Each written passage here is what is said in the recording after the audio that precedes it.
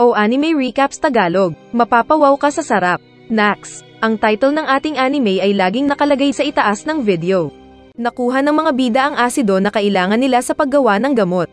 Kaya sinabi ni Ishigami na oras na para gawin nila ang iba pang mga chemical na kailangan sa paggawa ng antibiotic para kay Ruri. Nakita ni Kohaku ang mga nakakamatay na chemicals. Kasama na ang ihi ng dalawang lalaki, at naisip niyang nais nila itong ipainom sa kapatid na si Ruri kaya nagalit siya. Pero sinabi ng dalawa na proseso lang ito sa paggawa ng gamot. Sinabi ni Ishigami na kailangan pa nila ng alak, kaya sinabi ni Tatang na maraming alak kapag nanalo sila sa tournament na gaganapin.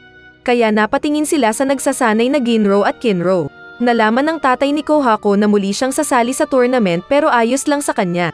Ngunit sinabi ng bantay na lalaki na may isa pang kasali na bagong player. At ito pala si Ishigami na isinali ni Ginro dahil balak nilang lutuin ang tournament. Kapag nagkataon na sila ang maglalaban ay magpapatalo agad si Ishigami para madaling makaakyat sina Ginro at Kinro. Dahil honorable man si Kinro ay ayaw niya ng corruption at nagpatulong kay Kohaku. Pero sinabi ng babae na kung makakatulong sa kapatid niya ay bakit hindi nila gawin. Pagdating ng araw ng tournament ay nakapasok si Ishigami sa bayan para sa laban. At nagulat si Ruri nang marinig nito ang pangalan ng bida. At parang kilala daw niya ito ng matagal ng panahon. Lumapit ito at napatanong ng family name ni Ishigami kaya nagtaka ang bida. Kaso ay bumagsak si Ruri kaya hindi na nito natuloy ang sasabihin at dinala na siya paalis. Nagdasal si Suika na hindi maglalaban ang mga magkakasama at sa finale maglaban sina Magma at Kinro. Ngunit nang sabihin ni Jasper na ang unang maglalaban ay sina Magma at Kinro, ay nagkaproblema ang mga bida. Dahil dito ay naisip na lang ni Ishigami na gumawa ng drugs para lumakas ang mga kasama. Ngunit kinain itong lahat ni Ginro kaya siya nabukulan. Umalis si Suika para kumuha ng dagdag dahon pero narinig sila ng isang kasama ni Magma. Sa tournament ay sinabi ni Mantle sa mga bida na nahulog daw si Suika sa ilog. Ngunit alam ng mga bida na nagsisinungaling ito kaya pinag-aapakan nila. Kaso ay nag-alala si Kohaku sa bata kaya panigurado ay umalis siya para tignan ito. Nagsimula ang match at naglaban ang unang pair na sina Magma at Kinro. Sinabi ni Magma na sumuko na si Kinro dahil talo naman siya lagi. Pero sumagot ang bida na iba ang pinaglalaban niya ngayon. Saka ito umatake ng mabilis na kinagulat ni Magma dahil lumakas daw ito. Nag-training kasi si Kinro kaya lumakas. At kung gusto mo ring lumakas at maging macho katulad ni Kinro, ay bagay sa iyo ang pampalakas ng katawan na adjustable bench press chair, gym bench, at ng dumbbell spare, detachable dumbbell set PVC gym equipment. Kapag palagi kang gumagamit nito kahit 1 hanggang 2 oras kada araw, ay tiyak na lalaki ang iyong muscles. Magkakaroon ka ng abs na gustong-gusto ng mga chicks. Kaya i-click mo na ang link sa baba for more details. Nakita ng mga manonood na parang mananalo si Kinro kaya binalak ng kasama nito na batuhin si Kinro. Ngunit inawat siya ng mga bida na sinabing namamalo ng puwet si Jasper kaya natakot ito. Samantala ay pinakitang nakatali sa puno si Suika. Pero naging watermelon ito at mabilis na bumalik patakbo. Sa laban ay umatras bigla si Magma dahil natatalo. Pero malabo pala ang paningin ni Kinro kaya hindi na niya makita ang kalaban. Kaya nagmintis ang atake niya at sinamantala ito ni Magma para pagpapaluin ang mukha niya. Bumagsak si Kinro na nagdadalawang isip kung tatayo o hindi. Pero alang-alang sa kaibigan ay muli itong tumayo para lumaban. Nakabalik na si Suika at nakita ang naglalaban at napansin ang nahihirapan sa pagtingin na Kinro. Kaya nagpaikot-ikot siya sa katumalon para ibigay ang helmet glasses kay Kinro. Kaya nagsanib ang fighter at ang helmet glass kaya naging super fighter ito. Maliwanag na nakikita na ni Kinro si Magma kaya nagawa niyang makaiwas sa mga pag-atake nito. At maibalik ang pagpalo at nakatanggap ng masahe sa mukha ang kalaban na bumagsak. Kung mas matagal lang sanang naranasan ni Kinro ang science ay siguradong natalo na niya si Magma matagal ng panahon. Nagsaya ang mga bida dahil sigurado na ang panalo nila. Sinabi ni Magma kay Kinro na tanungin nito si Jasper kung pwede ba ang paggamit nito ng helmet na melon. At kung oo ay talo na siya. Kaya nilapitan ni Kinro si Jasper para magtanong. Pero bigla siyang hinampas ni Magma habang nakatalikod kaya wasak ang helmet glass at natalo si Kinro. Kaya patawa-tawa ang kalaban na Magma. Ang sumunod na laban ay sa pagitan ni Mantle at Chrome. Naghampasan lang sila ng dalang stick na parang mga bata. Samantala ay hinahanap pa rin ni Kohaku si Suika pero nakita siya ni Magma sa malayo. Agad niyang inutusan si Mantle na magpatalo kaya natapos agad ang laban. Saka nang hanapin si Kohaku para sa laro ay disqualified ito at si Ishigami ang nanalo. Bumalik si Kohaku at kahit late na hindi nakalaban ay masaya ito na ligtas si Suika. Kaya papogi ang pangit na Magma na feeling ay siya na ang next king. Tinawag ni Ishigami si Ginro dahil siya na lang ang pag-asa nila. Feeling malakas naman si Ginro dahil sa kinain-kain nitong pampalakas na sinabi ng dalawang bida. Pero ang totoo ay nakahay lang siya mula sa kinaing gamot. Sa laban ay feeling ni Ginro na ang lakas-lakas at gwapo niya, kaya agad siyang umatake sa kalaban. Ngunit siya ang binugbog ng kalaban. Pero feeling niya ay gwapo pa rin siya at hinihiyawan ng mga babae. Pero ang totoo ay bagbog ang mukha niya at takot ang mga babae. Pero dahil nakahay ay patuloy pa rin siya sa pag-abante na kina-atres ng kalaban.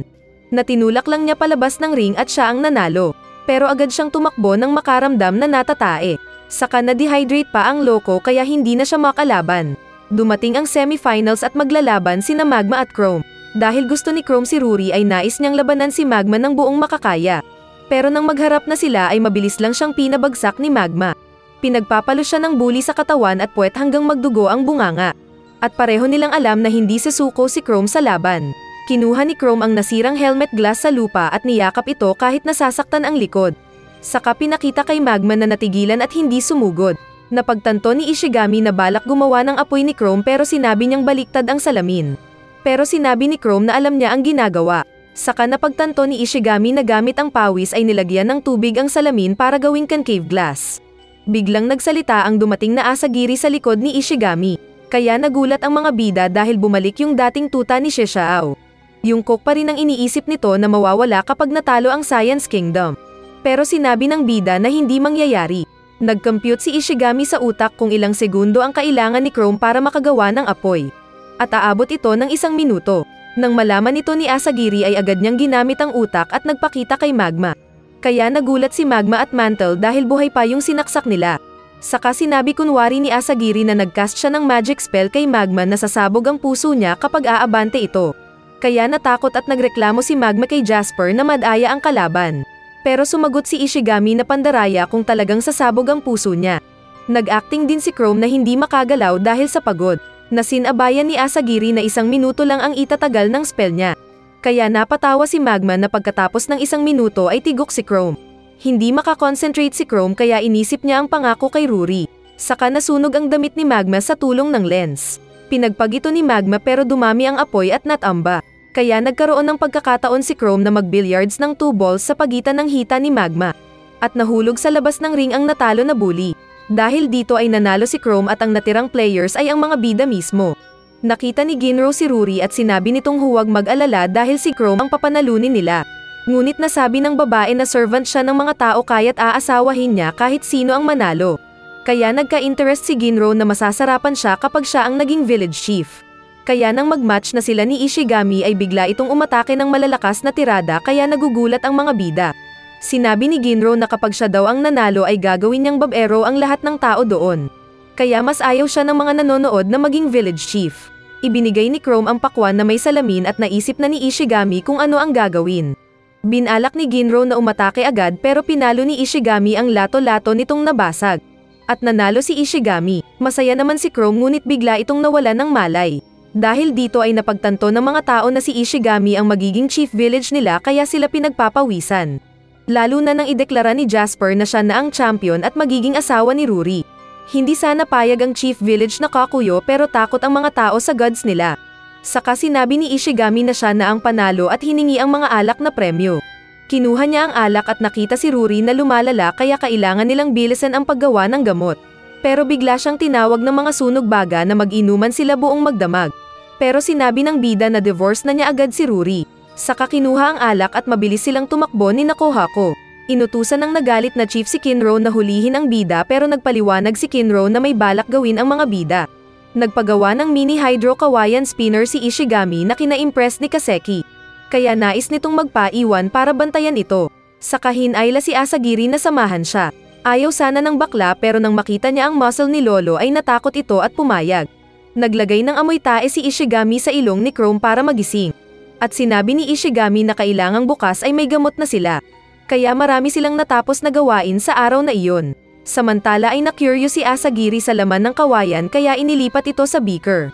Naisip niyang baka gagawin itong coke para sa kanya kaya excited siyang dinala ito sa laboratory. Ngunit nagulat siya dahil nawalan ng malay ang mga bida. Nasabugan pala sila ng eksperimento nila. Kunwari napatanong si Asagiri kung saan nila gagamitin ang carbonated water. Pero kinuha ito ni Ishigami at dinagdag sa gagawin nilang gamot, kaya na-down ang bakla. Kinabukasan ng matapos ang gamot ay nagpunta ng bayan sina Ishigami pero nagpaiwan si Asagiri dahil hindi pa siya welcome sa village. Bumalik siya at pagpasok niya ay nakita ang isang bote ng cola na kanyang kinagulat. Binuksan niya ito at uhaw na ininom saka masayang sumigaw. Samantala ay kaharap ni na Ishigami si Naruri kasama ng iba pa.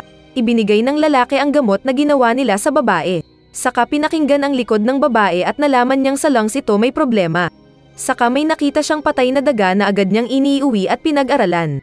Nalaman niyang mayroong bakterya na napapasa at natatakot siyang ito ay tuberculosis dahil wala silang gamot dito. Ibinalita sa kanila ni Suika na naging malala ang sakit ni Ruri kaya agad silang nagpunta sa kinaroroonan ng priestess. Naisip ng mga kasama ni Ruri na dahil ito sa gamot na pinainom ni Ishigami. Kaya pagdating ng mga bida ay sinakal ng chief si Ishigami. Pero sinabi ni Ishigami na alam na niyang ang sakit ni Ruri ay pneumonia at nasa kanya na ang gamot. Pero galit ang chief na ayaw maniwala at sinuntok si Ishigami. Pero sinangga ni Kohako at sinabing naniniwala siya sa science na dala ni Ishigami. At maging ng iba, kaya pinagpatuloy nila ang paggamot kay Ruri gamit ang science. Hindi nga nagtagal ay naging malusog si Ruri at nagawa pang makatakbo. Dahil dito ay itinaas ni Kakuyo ang kamay ni Ishigami at sinabing siya na ang bagong chief ng village.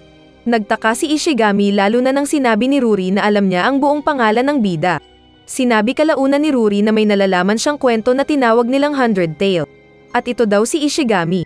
Saka nagkwento ang babae sa narinig niyang buhay ni Ishigami. Ipinakita naman ang buhay ni Ishigami noong bata kasama ang ama, at nagtatanong siya kung bakit siya sinusundan ng buwan kaya napapatawa na lang na nagpaliwanag ang ama. Sa pag-aaral ni Ishigami ay marami siyang nalaman at natutunan na kakaiba. At kasakasama niya si Uki. Gumawa din siya ng swimming suit na pinasuot sa ama sa katinulak sa tubig. Kaya nakuryente ang tatay na lumubog at napangiti sa talino ng anak. Kaya nagawa ng ama na makonquer ang takot nitong paglangoy. Nag-decide ang tatay ni Ishigami na magpunta ng buwan kaya nagpaalam siya sa anak na muli siyang babalik. Nagpunta sila ng isang station at doon ay nakilala ang ilang astronaut na mga doktor din.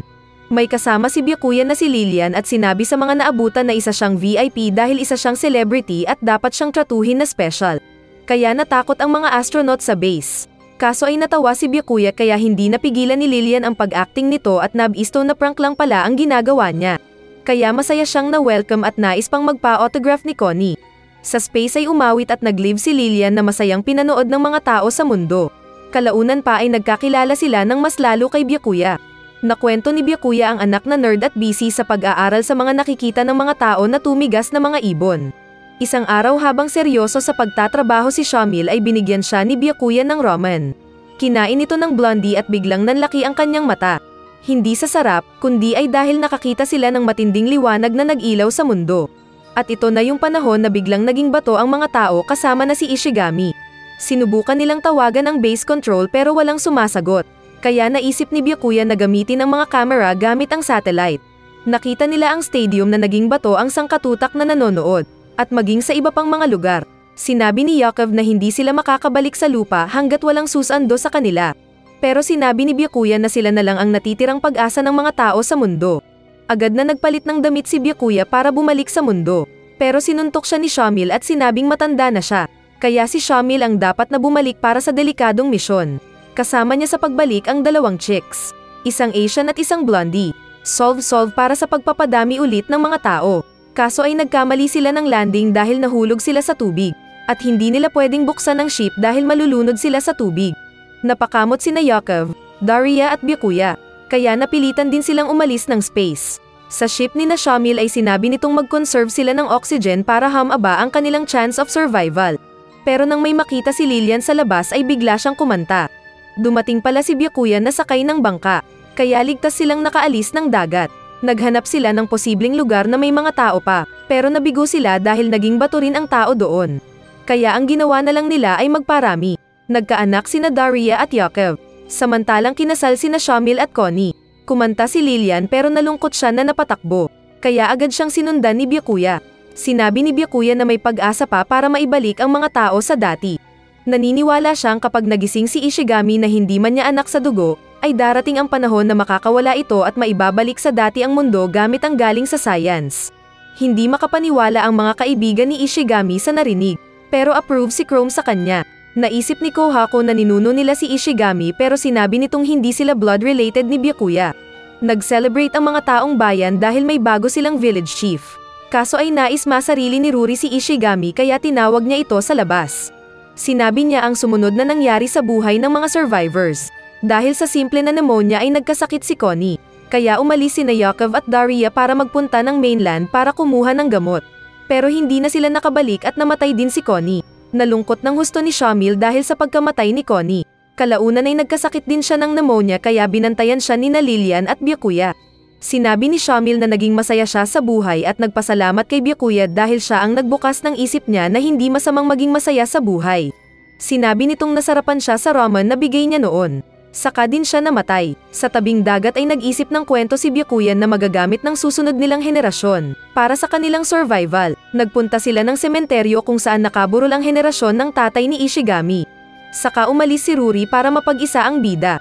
At doon ay naalala niya ang sabi ng tatay na magdadala ng souvenir para sa kanya. At ito ang maliit na bayang iyon ng mga tao. Sa bayan, nang malasing si Asagiri ay sinabi nitong paparating daw si Shishao kasama ng army nito. Napangiti lang si Ishigami na sinabing oras na para maglaban ng Kingdom of Science at Kingdom ng Lakas. Sa entrance ay naiinggit si Ginro na gusto ding mag-party. Pero sinabi ni Kinro na kailangan nilang magbantay dahil sa oras na iyon aatake kung sakaling may kalaban. At hindi nagtagal ay dumating nga ang ilang manyak na Barbaric. Agad na inutusan ni Kinro si Ginro na sabihan ng iba. Pag-alis ni Ginro ay unti-unting umatras si Kinro sa tulay para sa one-on-one fight. Umatake ang isang extra, pero agad tinusok ni Kinro sa mukha na bumagsak. Kaya umabante si Hyuga para labanan si Kinro. At napansin niya agad na mahina ang paningin ni Kinro. Nakapagsumbong si Ginro kaya agad tumakbo sa bridge ang mga bida. Nakita nila ang pakikipaglaban ni Kinro kung saan natatalo siya ni Hyuga. Natusok sa tiyan si Kinro at nahulog siya sa tulay. Sinabihan niya si Ginro na putulin ang tulay para sa kaligtasan ng lahat. Ginawa ito ni Ginro pero agad na tumigil at naiyak. Dahil ayaw niyang patayin ang kapatid. Kaya nag-isip si Ishigami ng paraan at ginamit ang natitira nitong black powder para gumawa ng peking baril. Inutusan ni Asagiri si Magman na batuhin ng ubod lakas sa kabila ng tulay. Kasabay ng pagpapaputok ni Ishigami, pinatunog ni Ishigami ang blank na baril. Sabay takbo si Asagiri na sinabihan ang mga barbaric na tumakas dahil nakagawa na ng baril sina Ishigami. Inutusan ni Ishigami si Hyuga na mag-report sa boss nito at sabihing nakahanda na ang Kingdom of Science para kay Shishao. Kinabukasan ay nais pa rin ng mga pangit na atakehin ang bayan kahit may baril na sina Ishigami. Kaya sa isip ni Hyuga ay pwede niyang ipadala ang mga Tokmal para subukin kung malakas na nga ang bayan. Samantala ay ginawa ng mga bida ng bagong eyeglass si Kinro kaya naging pogi ito. Tapos inutusan niya si Kaseki na gumawa ng isang bagay. Kaya excited na napahubad ang matandang macho sa harap ng chicks. Nax, talo pa ng matanda ang katawan mong debilbil. Umatake ang mga maskuladong manyak dala ang kanilang armas na bato. Pero biglang lumabas ang mga mandirigma ng bayan hawak ang kanilang mga katana. Saka madali nilang pinagbabasag ang mga armas ng mga gangster. Madali lang nilang tinalo ang mga ito na napapaiyak dahil nasira ang kanilang mga armas. Ito pala ang pinagawa ni Ishigami kay Tatang. Nagpapanday siya ng mga metal kaya nakagawa sila ng mga katana. Natatakot na napa-atras ang mga hooligan, pero hindi takot si Hyuga na umabante dala ang sibat nito. Mabilis niyang inatake si Magman na nasugatan ang kamay at nahulog ang espada. Natalo din niya sina Kohako, Ginro at Kinro. Nag-cheers bigla si Asagiri na sinabing talunin ni Hyuga ang tatlong pinakamalakas sa bayan. Kaya nainis si Magman na kinuha ang espada ni Ginro saka umatake. Sinamantala din ito ni Kinro at Kohako. Pinalipad ni Kinro ang babae sa ere na ubod ang bukangkang. Kaya binalak siyang tusukin ni Hyuga gamit ng matulis nitong armas. Pinaikot-ikot niya ang sibat at matutuhog na sana si Kohako nang biglang masira ang sibat. Kunwari naman napapatanong si Asagiri kung bakit ito nasira. Pero napagtanto ni Hyuga na si Asagiri ang sum-iron nito nang kunwari hawakan niya ang sibat. Naiiyak pang kunwari inosente ang loko. Pero biglang naging demonyo ang ngiti nang hindi na makapanlinlang. Saka pinakita ang nakalipas na bago pa umatake ang mga kalaban, ay inutusan ni Ishigami si Suika na hanapin ang iniwang bakas ni Asagiri. Nakita niya ang mga bulaklak na bakas ni Asagiri at nahanapan sila. Lihim na binigay ni Suika ang maliit na blade kay Asagiri. At alam na agad nito ang mensahe ni Ishigami. Saka sumali si Asagiri sa mga bida bilang opisyal kasama ng Kingdom of Science. Ipinakita ng buhayin ni Shishao si Hyuga. Matagal daw itong hinahanap ni Shishao. Inakala ng mga siga kung mahina ito at sinubukang labanan pero natulog silang lahat. Sinabi ni Hyuga na tanging si Xiao lang daw ang ayaw nitong labanan dahil mas malakas ito. Ipinasyal ni Xiao ang bagong kasama sa bagong mundo at pareho sila nang iniisip na mas maganda na ang sitwasyon ng mundo na iyon dahil walang science. Wala ding armas at digmaan. Sinabi ni Xiao na may hadlang sa kanilang bagong katahimikan at ito daw si Ishigami na tao ng siyensya. Dahil sa pagkasira ng armas ni Hyuga ay natakot ang ibang maskulado at tumakas. Pero sinabi ni Hyuga na distraction lang ang ginawa nilang iyon. At paglingon ni Ishigami ay nasusunog ang ilang bahay. Mayroon pa palang kasama si Hyuga na chicks. Ito si Homura at may hawak itong apoy. Papaalis na ito ng bayan dahil sa iba siya dumaan. Sinubukan itong pigilan ni Kakuyo pero nakailag ang babae. Inatake din ito ni Kohaku pero mabilis pa rin itong nakailag at agad na nakapunta kay Hyuga. Saka din sila agad tumakas. Sinabihan ni Ishigami ang mga tao na iwan ang kanilang mga bahay at tumakbo para sa kanilang buhay. Saka agad silang tumakbo sa kinaroroonan ng science lab nila. Nagbabantay ang mga bida nang dumating si Homura at muling nagsunog. Sinubukan itong atakehin ni Kohaku pero muli itong tumakbo. Narinig ni Suika na kailangan nilang bantayan ang lab dahil kung hindi ay back to zero sila. Kaya nagpakita siya sa mga kalaban na bobo at hinabol siya ng mga ito. Nagpunta siya sa kinaroroonan ng Killer Hydrogen habang habol pa rin ng mga malalaking mama. Pero napatigil siya nang makita ang patay na hayop. Muntik na siyang mahagip ng poisonous gas pero agad siyang niligtas ni Kohaku na umakyat sa puno. Dala-dala ang ginawa nilang gas mask na kanilang sinuot. Narinig din ng mga bully na poison gas ang nasa paligid kaya sila agad umakyat sa puno. Sinigawan nila si Ishigami na kasalanan nito ang pagkakaroon ng poison gas. Naisip ng bida ng mga bobo kaya sinabi na lang niya na oo. Saka sila umalis at iniwan ang mga kalaban. Dahil kasamaan ang nasa utak, ay sinabi ni Hyuga na para malaman kung may poison pa sa ere ay hinulag niya ang mga kasama. At lahat ng mga ito ay tigok sa pagdaan ng poison gas. Sa kanya napagtantong naka-advance na ang Kingdom of Science dahil sa nagawa nilang gas mask. At matatalo lang nila ang mga bida gamit ng malaking army. Samantala ay may naisip si Ishigami. Sinabi nitong hindi nila matatalo si Xiao at ng army nito gamit ang baril. Dahil kapag uubusin nila ang oras sa paggawa ng baril, samantalang patuloy namang binubuhay ni Xiao ang ibang barbaric na tao, ay matatalo sila kapag umatake na ang mga ito. Kaya mauuna na lang silang aatake sa grupo ni Xiao, gamit ang advanced weapon na science. Inakala ng natakot na Asagiri kung nuclear weapon ang gagawin nila, pero sinabi ni Ishigami na gagawa sila ng cellphone para magamit nila sa communication. Kaya napanganga si Asagiri na inisip na baliw ang bida. Samantalang na-ignorante naman ang iba. Ipinaliwanag ni Ishigami kung gaano kahalaga ang comms sa labanan para sa instant intel. Nagtanong ang mga kasama kung sino na ang spy nila sa grupo ni Xiao. At sinabi ng bida na naroon na sila at dalawa pa, sina Yuzuriha at Uki. Nakabalik naman si Hyuga at nag-report kay Xiao na buhay pa si Ishigami at advance na ang science nila.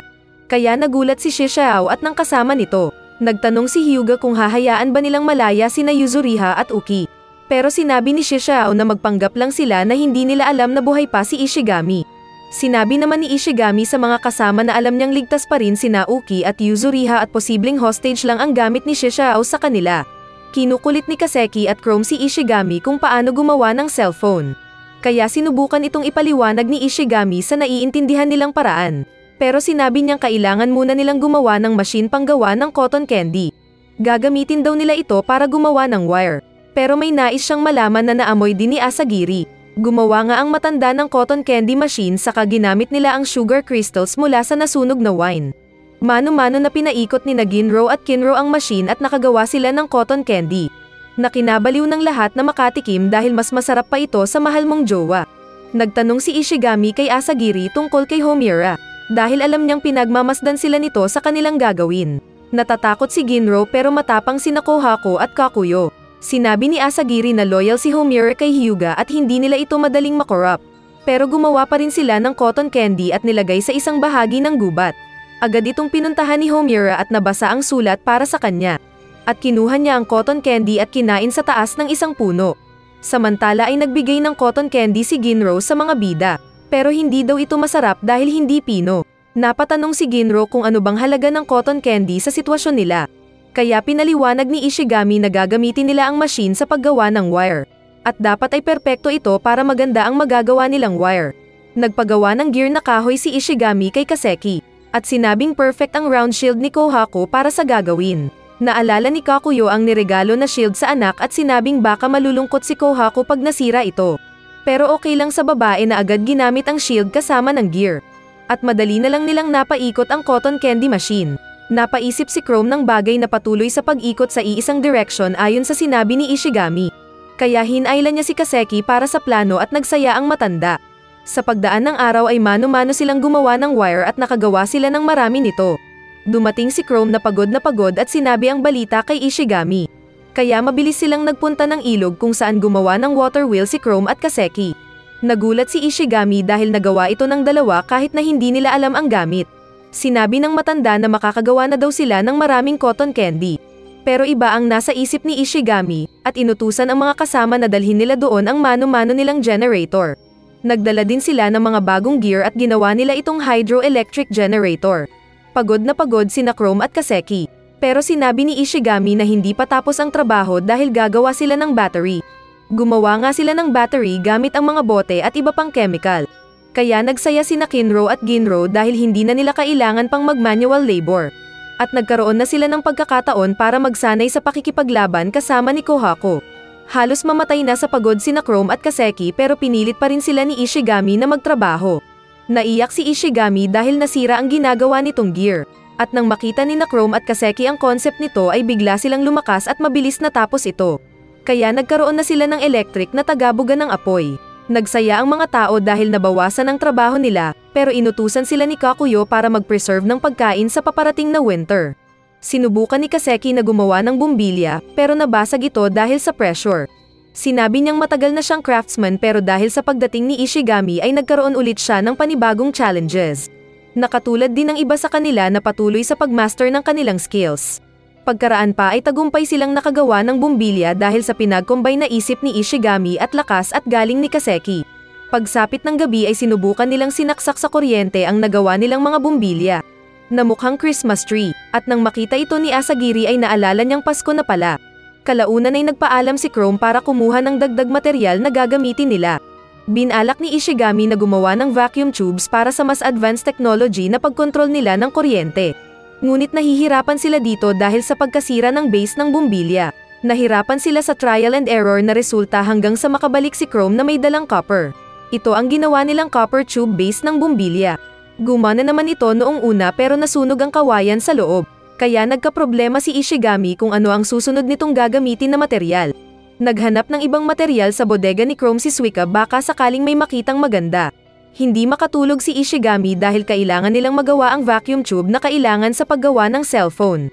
Bigla siyang tinakat ni Asagiri gamit ang flashlight. Saka tinawag sa pupuntahan nilang sunrise. Lahat sila ay nagpunta ng tuktok ng bundok para panoorin ang sunrise sa bagong taon nila. Lalabas pa lang ang araw ng kuminang ang batong hawak ni Suika. At nagandahan ang lahat dito. Nakita ito ni Ishigami at naalala ang mineral na tungsten na hindi basta-basta natutunaw sa init. Kaya naisip niyang kumuha sila nito kasama ni Chrome at Magma. Dahil alam niyang matigas ang tungsten at malakas si Magma. Nilapitan ni Asagiri si Magma at may sinabi. Saka umalis ang tatlo patungo sa isang kuweba. Sa kuweba ay kinausap ni Chrome si Ishigami na baka patayin sila ni Magma para siya na ang maging hari sa village. Pero hindi ito pinakinggan ni Ishigami at sinabing kahit unggoy ang malaking tao ay pwede pa rin nilang pagkatiwalaan. At tinutulungan nga sila nito gamit ang lakas. Nakarating sila sa bahagi ng kuweba na madaling masira kaya pinatigil sila ni Ishigami. At nakita nila ang nagkalat na butas at sinabi ni Ishigami na kapag mahulog sila doon ay hindi na sila makakaligtas. Narinig ito ni Magma na biglang tinakbo si Ishigami pero siya ang nahulog. Ngunit hinawakan siya ni Ishigami sa kamay.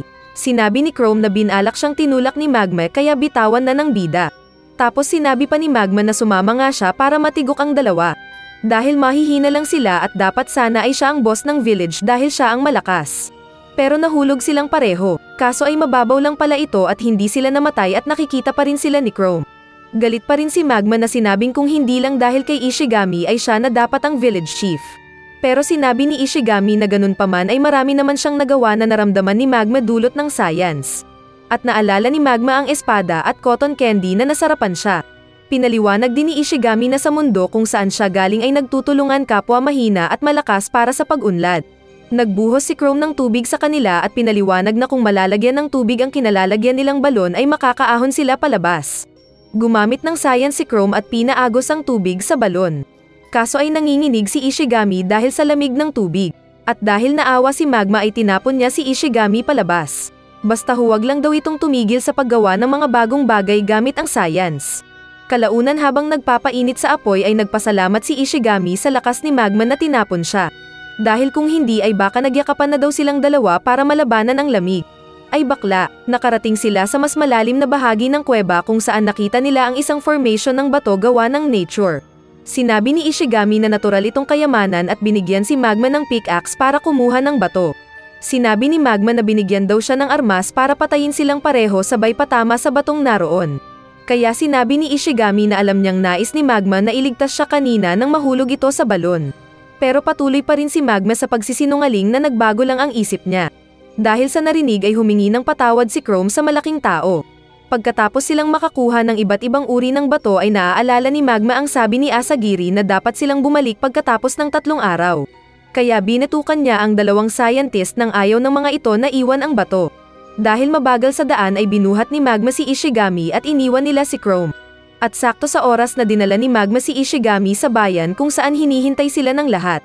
Nagplano pala ang mga tao sa pangunguna ni Asagiri na sorpresahin si Ishigami.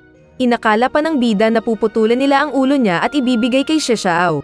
Pero pagtanggal nila ng pirang ng mata ay nakita niya ang telescope at observatory station na ginawa nila para sa kanya. Dahil birthday pala niya sa araw na iyon. Kaya nagulat ang bida at masaya nitong naalala ang ama. Pag-alis ni na Ishigami ay pinangunahan ni Asagiri ang paggawa nila ng mas magandang bahay kubo at telescope na masayang ginawa ng mga tao. Kinantsawan ni Ginro si Ishigami na pwede naman siyang umiyak sa saya. Pero nagawa pa rin itong makontrol ang emosyon at sinabing good job para sa lahat. Sinabi kalaunan ni Asagiri na nalaman niya ang birthday ni Ishigami noong kunwari nagtanong ito kung ano na ang petsa. At bago pa sila magkaharap ay nakita nito ang sinulat nitong petsa sa isang puno, kaya napahanga na si Asagiri kay Ishigami noon pa. Nakita ng mga bida ang pagkinang ng nakuha nilang raw tungsten. Inakala ni Kakuyo kung gagamitin nila itong armas. Pero napahiya ang matanda nang sabihin ni Ishigami na para ito sa paggawa ng cellphone. Na-excite silang lahat at bigla na lang pinagdudurog ni Magma at Mantle ang mga mineral. Ayos lang daw kay Ishigami dahil gagawin naman nila itong powder. Kaya nagtaka si Kakuyo dahil first time daw na gustong tumulong ni Magma. Kaya naalala ni Ishigami ang nangyari sa kuweba na pangako niyang ipapakita ang power of science kay Magma. Nang madurog na ang tungsten rock ay inutusan ni Ishigami na pangunahan ang pagproseso dito. Kailangan nila itong tunawin sa napakainit na temperatura na nakafocus lang ang init sa tungsten. Masayang nag-appear ang dalawa na kinainggit ni Kaseki. Mula pagkabata ay naging craftsman na siya at sa dinami-dami na ng ginawa niyang trabaho ay wala pa siyang naging working body. Kaya sinabi ni Chrome at Ishigami na sila ang working body niya. Naalala ng matanda ang mga pinagtulungan nilang trabaho at napaluha ito sa saya. Saka bigla ulit na punit ang damit dahil sa laki ng katawan. Hinila ni Ishigami si Asagiri na modern man para turuan ng chemistry pero nano-nosebleed ito. Samantala ay pinagtulungan ni Chrome at ng iba pa na subukan ang pagtunaw ng iba't ibang klase ng metal. At tagumpay nila itong nagawa gamit ang iba't ibang teknik para mapainit ang mga metal. Pinuntahan ni Ishigami ang trabaho ni Chrome at nagulat siya dahil sa jumbo na ginawa ng kasama. Pero sumang-ayon din siya na ito ang pinakamabisang paraan para mapatibay ang tungsten na kanilang gagamitin. At tagumpay sila sa paggawa ng tungsten na hindi agad masisira ng init. Ang susunod nilang gagawin ay gamit na gawa sa salamin. Sinabi ni Kaseki na kayang-kaya niyang gawin kahit ano. Pero nang pinakita ni Ishigami ang blueprint ay napaisip ang matanda na hindi alam kung saan magsisimula. Kaya nagsalita na naman si Asagiri ng paraan para ma-motivate ang matanda. Sinabi ni Kaseki na gusto din niyang gawin ni Ishigami ang Give Me 5 sa kanya gaya ng ginawa niya kay Chrome. Ginawa nga ito ni Ishigami kaya na-motivate ang matanda. Nakita ito ni Suika na nakipagtalpak din kay Ishigami. Nagsaya ang mga bata na gumagawa ng wire pero kalaunan ay nanginag ang kanilang mga kamay dahil sa lamig. Tapos sinabi pa ng 2 matanda na baka may mamatay sa winter na iyon dahil malamig. Kaya sinabi ni Ishigami na kailangan nila ng maraming uling. Inutusan niya sina Magma, Kinro, Kohaku, Ginro at Chrome na kumuha nito. Tatakbo pa sana si Ginro pero hinayla din siya. Saka gumawa si Ishigami ng oven heater para sa bawat bahay. Kaya nagpasalamat si Kakuyo sa tulong ni Ishigami na pagpapaganda ng pamumuhay nila. Nagpatuloy lang sila sa paggawa at maging si Asagiri ay kasama sa gumawa ng parte ng cellphone. Masaya siya nang makagawa ng 3 pero napaiyak nang sinabi ni Ishigami na gagawa siya ng 800. Pagkaraan pa ng maraming hirap at trabaho ay nagawa ng bawat team ang kanya-kanyang trabaho. Saka binuo nila ang malaking cellphone bilang prototype. Masaya ang lahat dahil natapos ang trabaho. Pero para magamit ito na parang cellphone ay kailangan nila ng isa pa kaya nabaliktad ang lahat. Para masubukan ay nilagyan nila ng mahabang cable ang cellphone mula sa tower papunta ng kinaroroonan ni Rory. Hawak ni Chrome ang kabilang dulo at naisip ni Ginro na magtapat si Chrome kay Rory gamit ang cellphone. Kaya naging tensyonado ang lahat. Tinawag ni Chrome ang pangalan ni Rory, saka sinabing science is awesome kaya napangiwi ang iba. Nang marinig ni na Magma at ng iba pa ang boses ni Chrome ay na-amaze sila. Nasabi ni Rory na parang speaker ito. Kaya nagulat si Ishigami dahil paano nila nalaman ang salitang speaker at gamit nito. Nagkwento si Rory na mula sa 100 Tales ay may isang honeybee na kapag tinusok ang puwet sa isang lapida ay nagiging speaker ito at sinasabi ng patay ang kanyang kwento sa mga buhay. Hindi agad nakuha ni Ishigami ang mensahe, ngunit napansin ni Asagiri ang numero sa kwento na kanyang na-decode na birthday ni Ishigami. Kaya naalala ng bida ang tombstone ng tatay niya na agad nilang pinuntahan. Kinuha niya ang bato at alam niyang time capsule ito. Kailangan nila itong buksan na nais masuhin ni Magma. Pero baka may mababasag kaya si Kohaku ang nagbukas. May nakita silang nakabalot ng aluminum foil na kanilang tinanggal gamit ang acid at nakita nila ang isang recording disc. Itinuro ng mga bida kung paano gumagana ang record sa pag-demonstrate ni Asagiri. Ipinakita sa nakaraan na may kinuhang puwet ng bote si Byakuya. Saka sinabi sa mga kasamang scientist na mag-record sila. Hindi pumayag si Shamil na umalis. Pero tumulong din kalaunan at ginamit pa nila ang singsing ni Daria para sa pag-record ng sound. Sa panahon ng mga bida ay gumawa sila ng disc player para marinig ang boses ni Byakuya at iba pa. Nang ayos na ang player ay nagtipon ang mga bida para makinig. At narinig nila ang boses ni Byakuya na kanilang pinakaninuno. Sasabihin sana ni Byakuya na mahal ang anak pero alam niya ang karakter nito na walang emosyon. Kaya pinarinig na lang ng tatay ang kanta ni Lilian bilang musika para sa susunod na henerasyon. Na-stun ang mga first-timers na makarinig ng kanta at musika. Kasama si Rory, Ginro at Chrome na napaluha. Sinabi ni Ishigami na marami pang mga bagay silang maa-appreciate dahil sa science. At gagawin lahat ng bida ang makakaya para maranasan ito ng mga kasama. Kaya naging excited ang lahat na na-motivate para gawin ang pangalawang cellphone. Sinabi ni Asagiri na panahon na rin para isama sa laro si Naoki at Yuzuriha. Pinakita ang dalawa na handa na rin. Pero hindi nila alam na pinagmamasdan pala sila ng mga tao ni Shishao. At nakaipon na rin ng maraming miracle liquid si Shishao para sa nalalapit nilang laban ni Ishigami. Abangan ang katuloy.